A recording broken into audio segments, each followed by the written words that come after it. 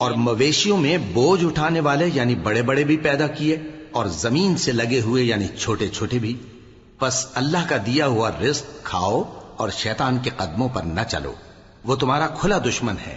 یہ بڑے چھوٹے مویشی 8 قسم کے ہیں، 2 بھیڑوں میں سے اور 2 بکریوں میں سے، یعنی ایک نر اور ایک مادہ.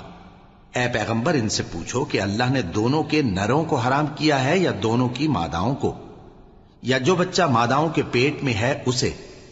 اگر سچے ہو تو مجھے سند سے بتاؤ.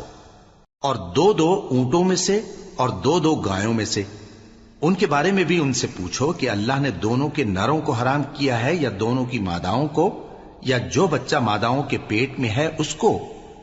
بھلا جس وقت اللہ نے تم کو اس کا حکم دیا تھا تم اس وقت موجود تھے؟